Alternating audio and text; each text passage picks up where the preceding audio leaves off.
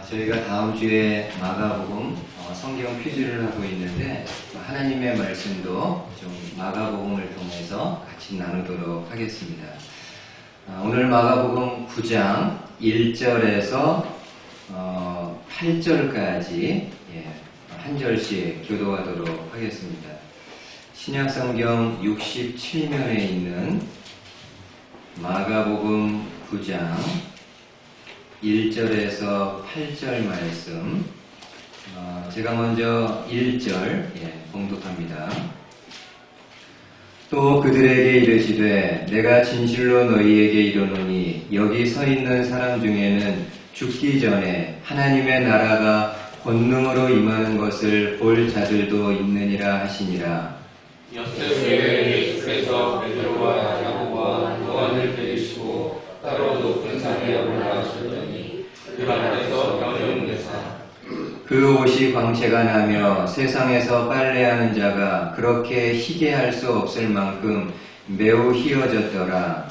이에 엘리야가 모세와 함께 그들에게 나타나 예수와 더불어 말하거늘 베드로가 예수께 고하되 랍비여 우리가 여기 있는 것이 좋사오니 우리가 초막셋을 짓되 하나는 주를 위하여 하나는 모세를 위하여 하나는 엘리야를 위하여 하사이다 하니 이는 그들이 혹시 무서워함으로 그가 무슨 말을 할지 알지 못하니라. 우리 같이 읽겠습니다. 마침 구름이 와서 그들을 덮으며 구름 속에서 소리가 나되 이는 내 사랑하는 아들이니 너희는 그의 말을 들으라 하는지라. 문득 들러보니 아무도 보이지 아니하고 오직 예수와 자기들 뿐이었더라.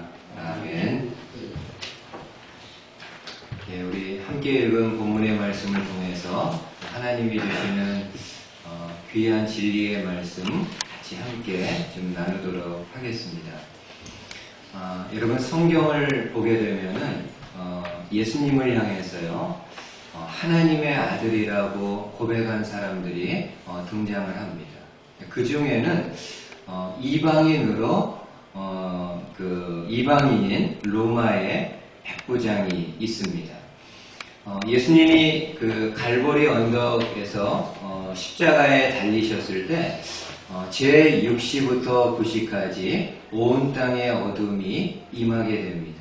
제6시는 지금 시간으로 말하면 낮 12시를 말하고 제9시는 오후 3시를 이야기합니다.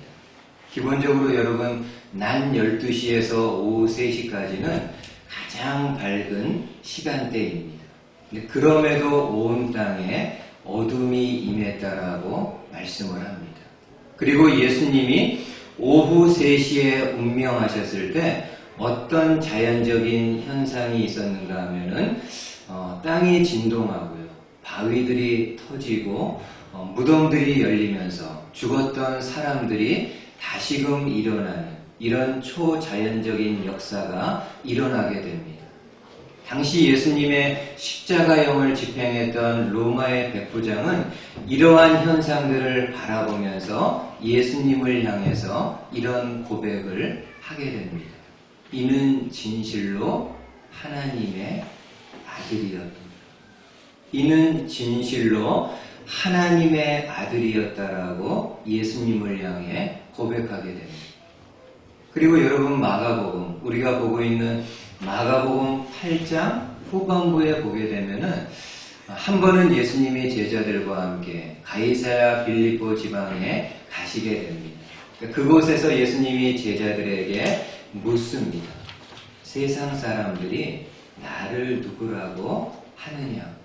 그때 제자들이 이런저런 들었던 이야기들을 예수님에게 전해줍니다.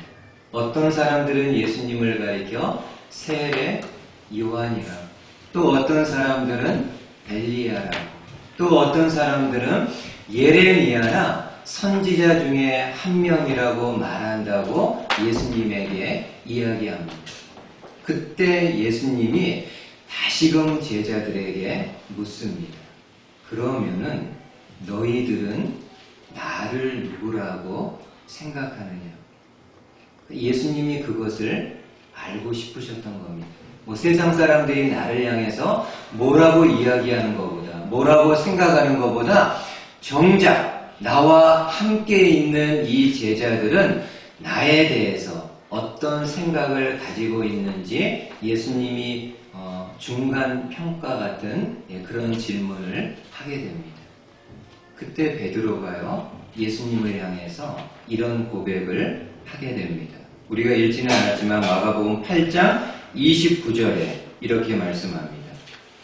또 물으시되 너희는 나를 누구라 하느냐? 베드로가 대답하여 이르되 주는 그리스도시니이다 하매. 베드로는 예수님을 향해 주는 그리스도, 하나님이 보내신 메시아라고 고백을 합니다. 여러분, 마태복음에서는 이 베드로의 고백을 조금 더 소개를 하고 있는데, 베드로는 예수님을 향해 주는 그리스도시요 살아계신 하나님의 아들이라고 고백을 합니다. 베드로는 예수님을 향해서 고백할 때 주님은 그리스도, 메시아일 뿐만이 아니라 하나님, 살아계신 하나님의 아들이라고 고백을 합니다.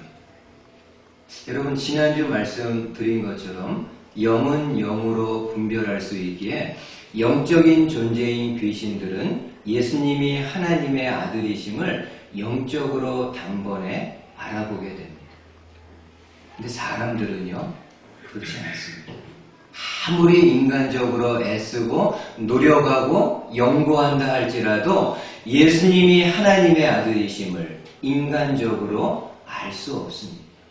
그러면은 언제, 어떻게 알 수 있을까요?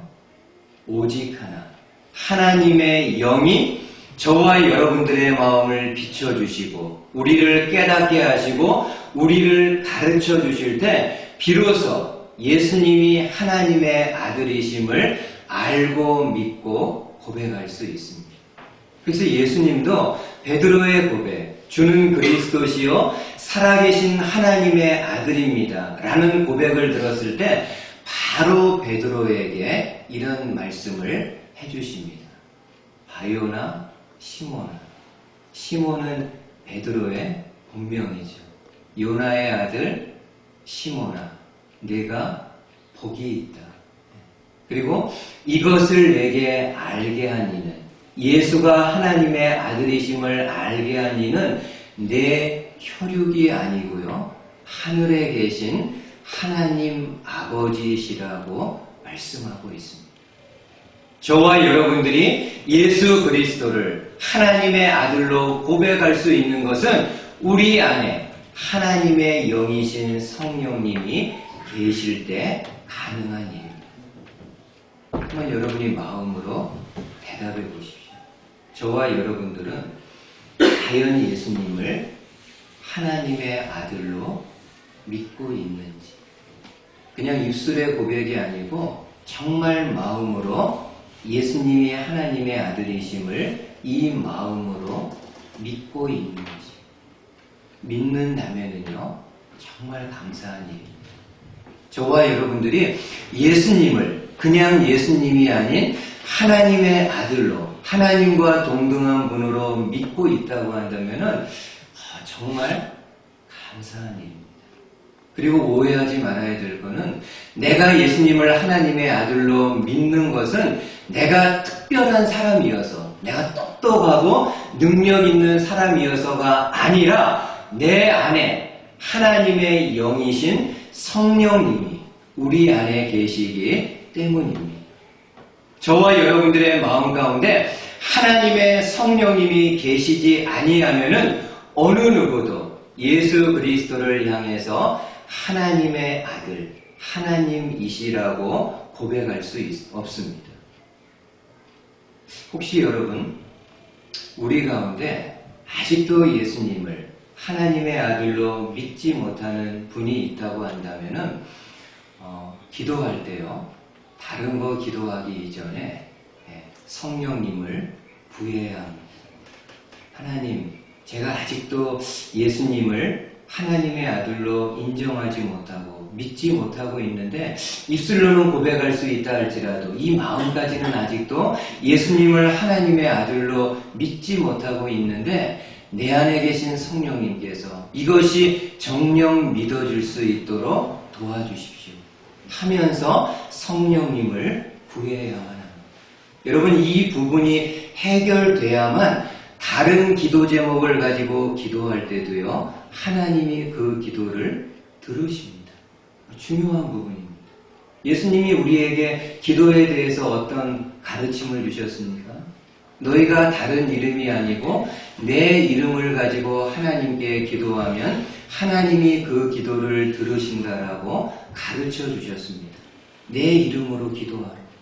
근데 그 예수님의 이름을 가지고 기도한다는 것이 단지 입술로 예수님의 이름을 부르면서 기도하면은 하나님이 들으신다라는 건가요?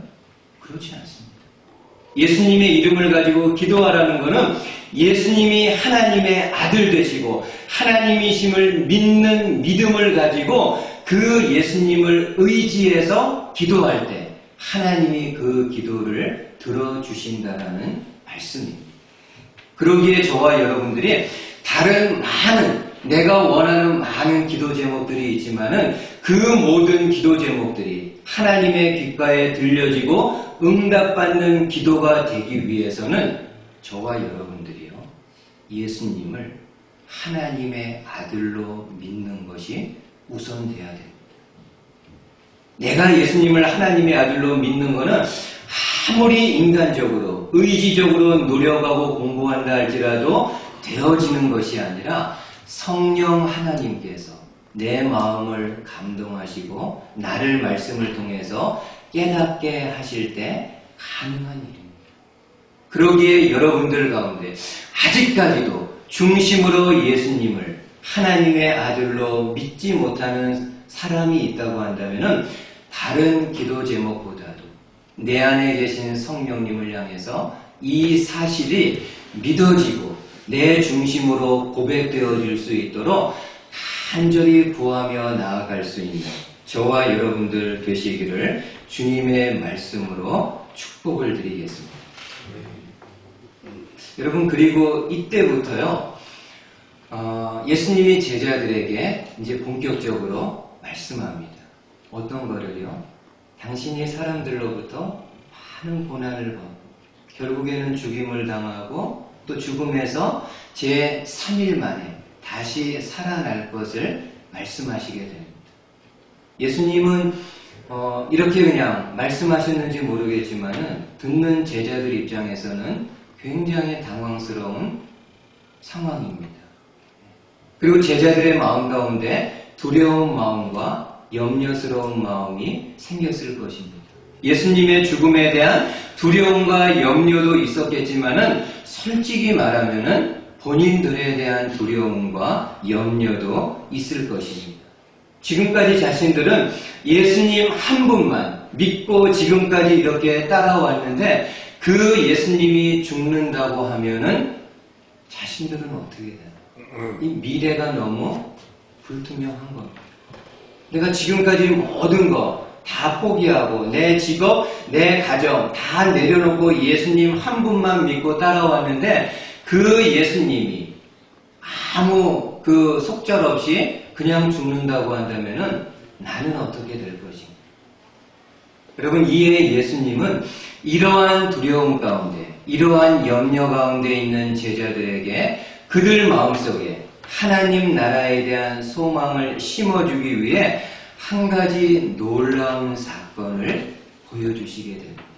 그게 바로 오늘 본문 9장의 내용입니다. 1절에서는요, 이제 이렇게 시작을 하십니다. 한번 보십시오.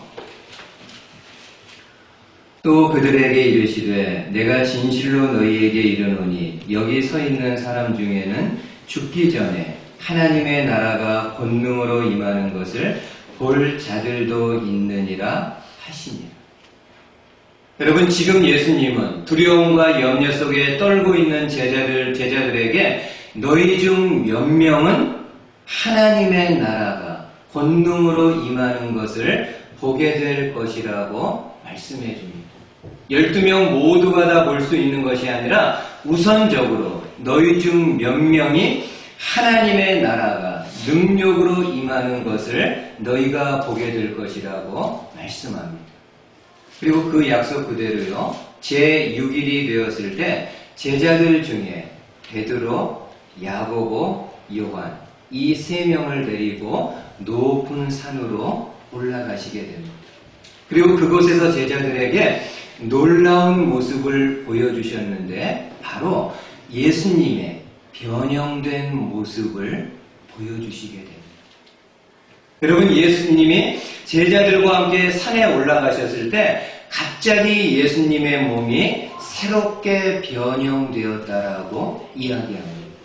여기 변형되었다라는 그 단어를 NLT 성경에서는 transformed 됐다고 이야기합니다.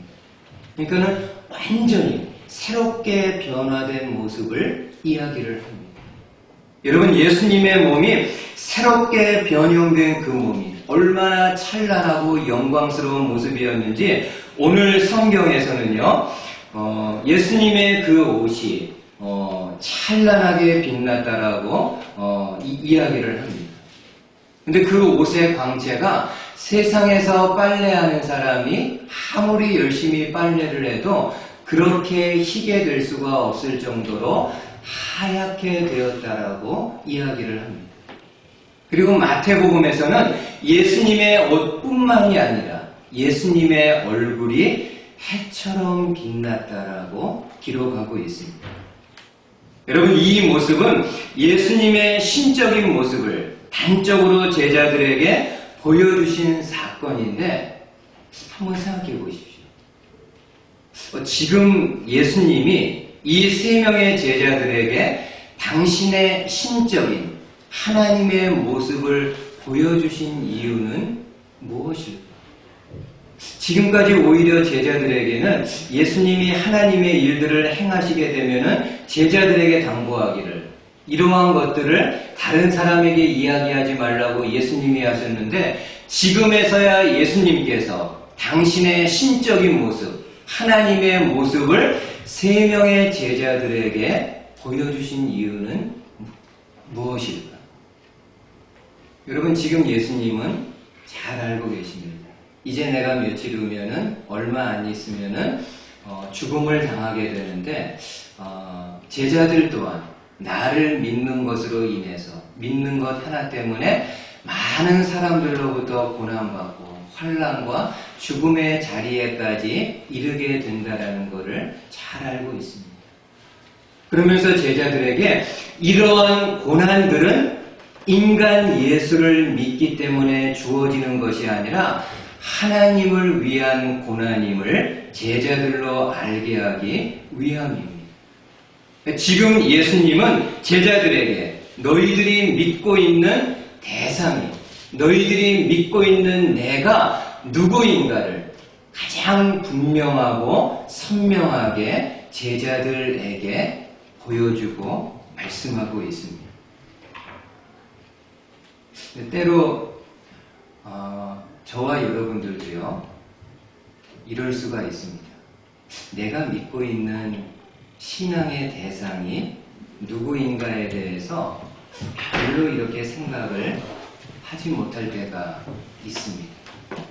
솔직히 이렇게 예배드리러 여러분들이 나왔는데도요, 내가 누구를 예배하는 거지? 이런 생각을 가질 수도 있습니다. 그리고 한번 여러분들 정직하게 생각해 보십시오. 오늘 여러분들이 예배의 자리에 나올 때 과연 어떤 생각을 가지고 나오셨는지. 어떤 사람은요, 그냥 아무 생각 없이 나올 수도 있습니다. 그리고 어떤 사람은 그냥 뭐 매주마다 11시 되면은 예배하니까는 그냥 자동적으로 그렇게 나오는 분들도 있을 수 있습니다. 내가 예배 자리에 나올 때 내가 예배하는 대상이 하나님이심을 마음으로 생각하면서 나오고 있는지 한번 여러분 이렇게 또 예를 들어서 한번 생각해 보십시오. 한 아이의 그 그 돌잔치가 있습니다. 돌잔치는 말 그대로 이 아이가 1년 동안 건강하게 자란 거에 대해서 사람들이 축하해주고 축복해주는 그런 자리입니다. 한 아이의 돌잔치가 있는데 많은 사람들이 와가지고 많은 사람들이 이 돌잔치에 왔습니다. 근데 사람들이 어떻게 하는가 하면은 3, 4, 5 본인들끼리 이렇게 아는 사람들끼리 모여가지고 서로 반갑게 인사하고 또 맛있는 음식들을 함께 나눕니다. 그동안 보지 못했던 사람들 오랜만에 이렇게 만나서 그런지 몰라도 아주 반갑게 서로가 이렇게 인사하면서 맛있는 음식을 먹으면서 담소를 나눕니다.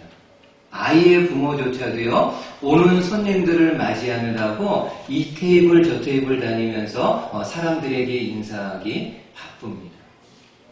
돌잔치인데요, 정작 어느 누구도 이 잔치의 주인공인 아이에게 신경을 쓰지 않습니다. 그냥 본인들 오랜만에 만난 사람들 기쁘게 인사하고 반갑게 맞이하면서 서로 이렇게 웃고 떠드느냐고 정신이 없을 수 있습니다. 심지어 이 아이가 높은 이렇게 날 좀 봐달라고 높은 의자에 앉아 있는데도 앉아 있다가 떨어졌는데도 불구하고 어느 누구도 관심을 갖지 않을 수도 있습니다. 혹시 저와 여러분들의 신앙생활이 그렇지는 않은지, 내가 믿고 있는, 내가 예배하고 경배하는 신앙의 대상인 하나님을 어느 정도로 생각하고 있는지,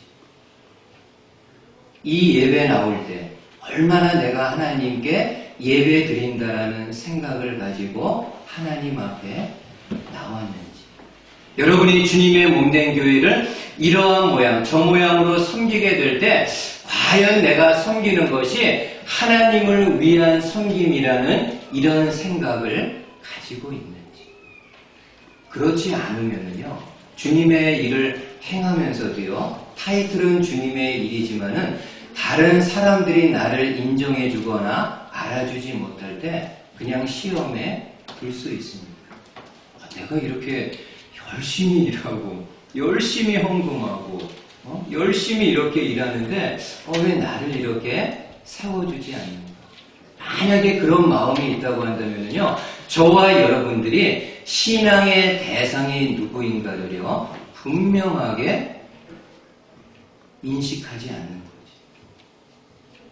여러분, 예수님이 기도에 대해서 가르칠 때 뭐라고 이야기하셨나요? 제자들이 예수님에게 우리에게도 기도를 가르쳐 주십시오 라고 예수님에게 이야기할 때 예수님이 이렇게 기도하라고 말씀하시면서 제일 처음에 일성이 무엇입니까?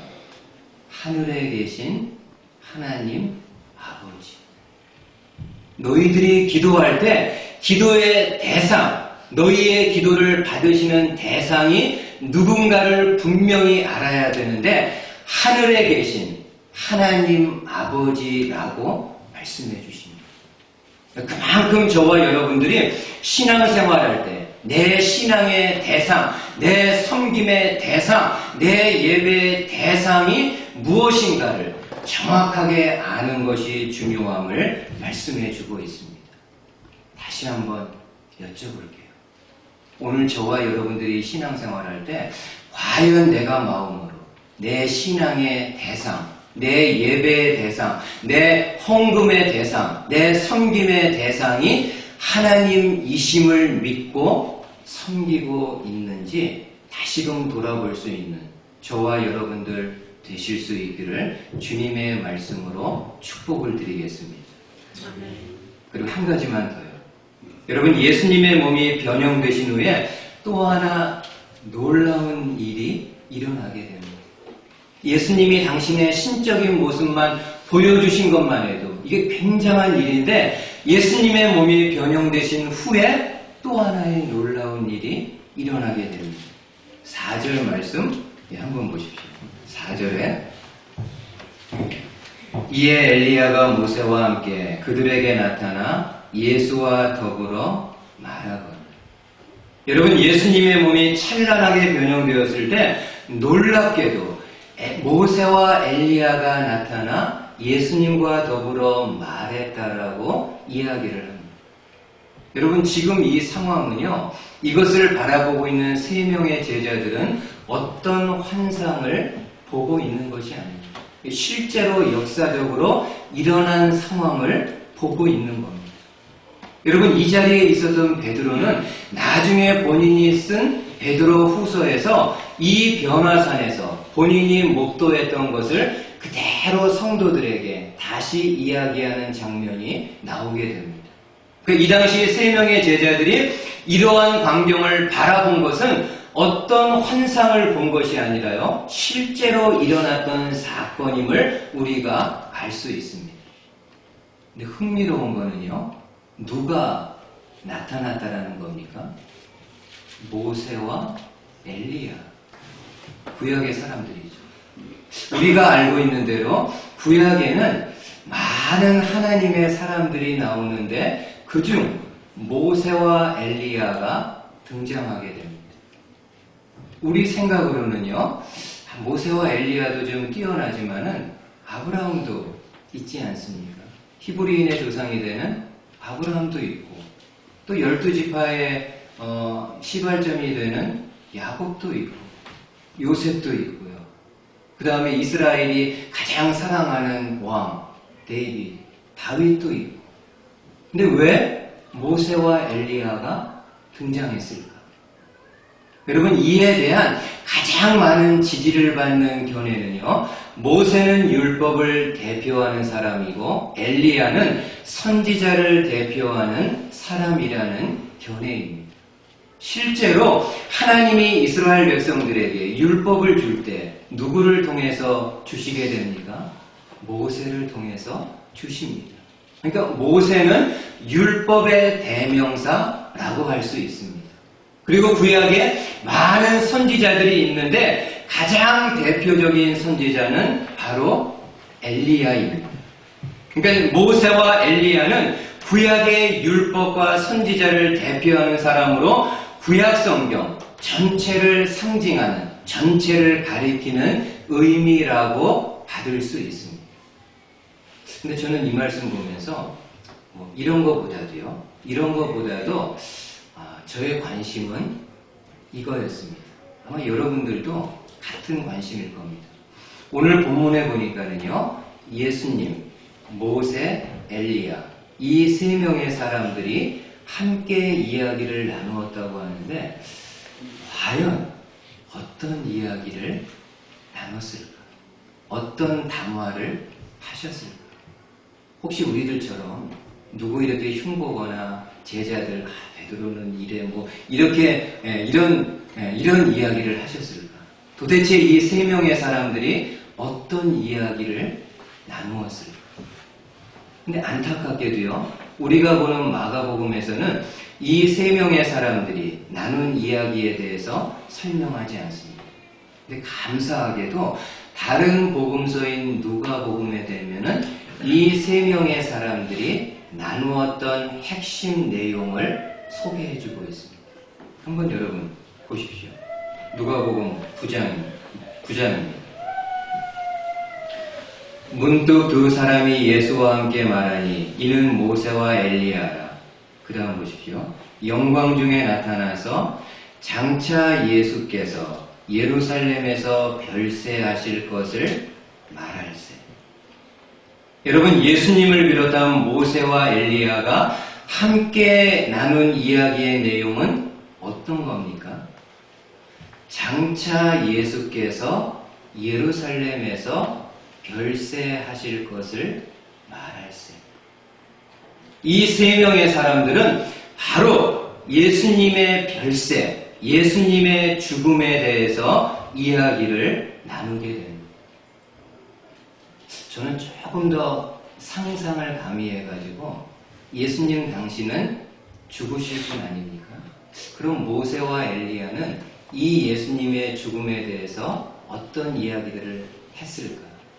성경에 나오지는 않지만 제가 그냥 조금 이렇게 상상력을 가미한다 그러면은 아마 이 모세와 엘리야는 예수님의 죽으시는 일에 대해서 많이 위로하고 격려하지 않았을까? 예수님 힘내십시오. 십자가에서 죽는 거 너무나도 힘들고 고통스러운 거 누구보다도 잘 알고 있지만은 하나님의 구원의 사역을 이루기 위해서 마지막까지 인내하며 힘내십시오. 이런 메시지 하지 않았을까요? 근데 여러분 조금 더 심화해서 좀 더 흥미로운 거는 누가복음은 모세와 엘리야가 예수님의 죽음을 말할 때 특별히 어떤 단어를 아까 기억해 보십시오. 쓰게 됩니까? 별세라는 단어를 사용합니다. 그냥 일반적으로 죽음이라는 단어를 사용해도 될 것 같은데 특별히 별세라는 단어를 사용합니다. 별세의 뜻이 뭔가요? 세상을 떠난다라는 의미로 죽음과 동의어입니다. 근데 여러분 이 별세가 헬라어로는 독특합니다. 별세의 헬라어는 뭐라고 되어 있는가 하면은 엑소더스 우리가 많이 들어본 영어 단어입니다. 여러분 구약의 출애굽기를 영어로 뭐라고 하나요? 엑소더스. 이 엑소더스는 모세가 애굽에 있는 이스라엘 백성들을 이끌어내어서 적과 꿀이 흐르는 하나님이 약속하신 가나안 땅으로 이끄신 사건을 기록한 내용입니다. 지금 모세와 엘리야가 예수님의 죽음을 이야기할 때 특별히 별세라는 단어를 사용하셨다는 것은 당사자인 모세가 있으면서 말하기를 그 옛날 모세가 이스라엘 백성들을 애굽에서 이끌어내어서 하나님이 약속하신 가나안 땅으로 이끄신 것처럼 우리 예수님이요 죽음을 통해서 죄 중에 있는 사람들을 이끌어내어서 하나님의 나라로 이끄실 분이라는 것을 의미적으로 말씀해 주고 있습니다. 얼마나 이게 선명한지.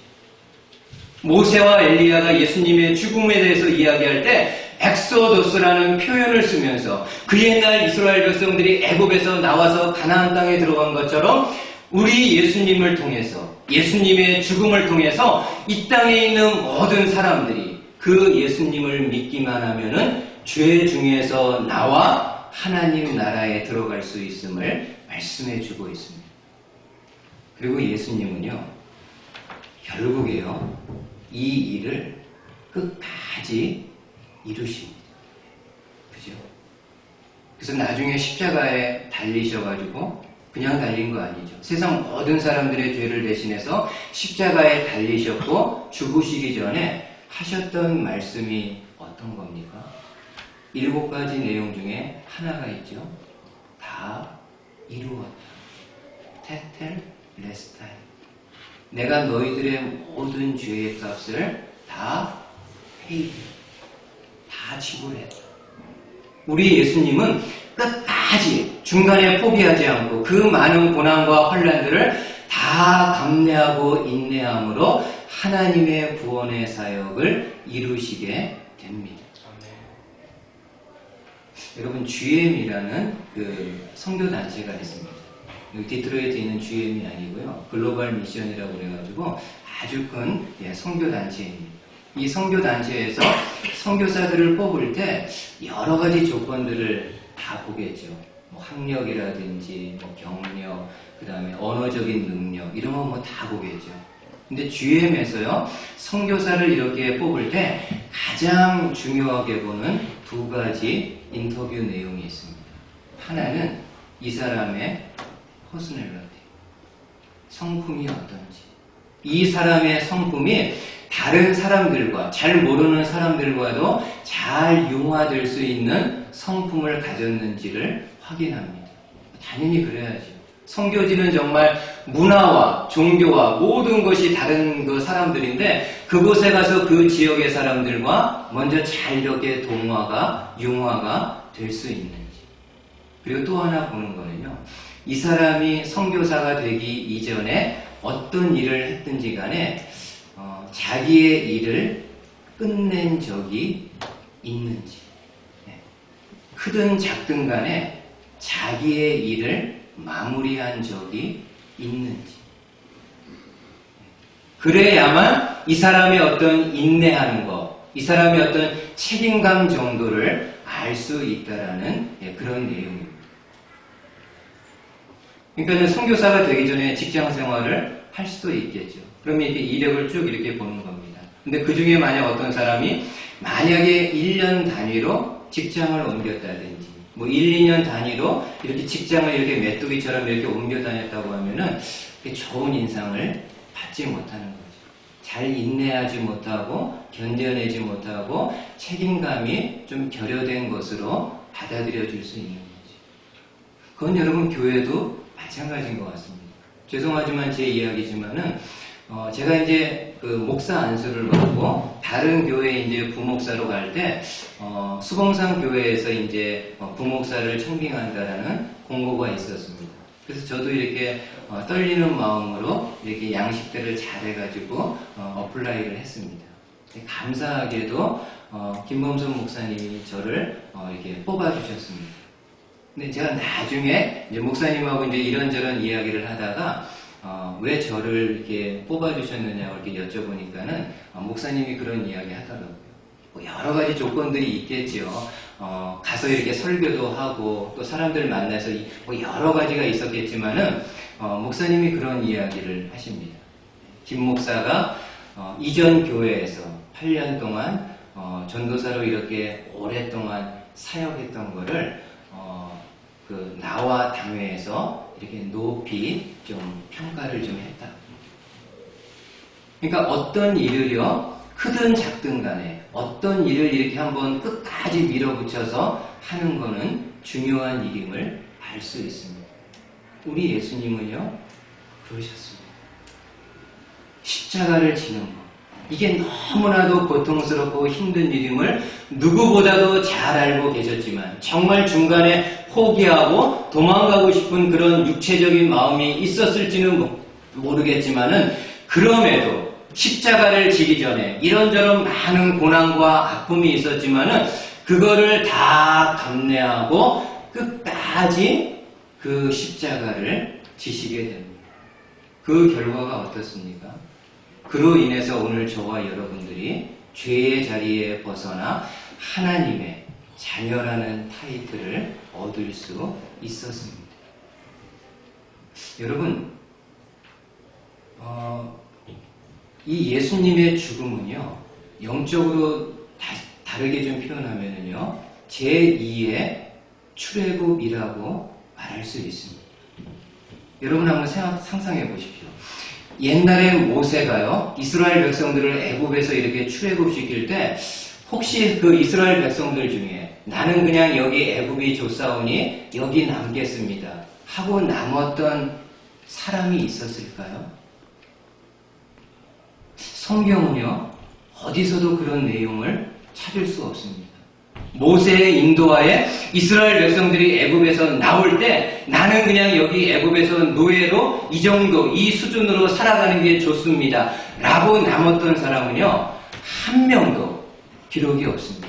오히려 여러분, 이스라엘 백성들이 애굽에서 나올 때 다른 이방 족속들, 이방 사람들이 이스라엘 백성들과 함께 출애굽을 했다라고 이야기할 정도입니다. 오늘 저와 여러분들이, 오늘 예수님께서요, 영적인 출애굽을 당신의 죽음을 통해서 영적인 출애굽을 행하셨는데 혹시 여러분들 가운데 이런 분은 없었으면 좋겠습니다. 예수님, 그냥 저는 제가 있는 지금 이 자리 괜찮습니다. 예수님 없어도, 예수님 믿지 않아도 그냥 제가 지금 여기 있는 자리 그냥 괜찮습니다. 하루 세 끼 먹을만 하고 뭐 지내기에 불편한 거 없고 그냥 여기 좋습니다. 이런 분들 없으셨으면 좋겠습니다.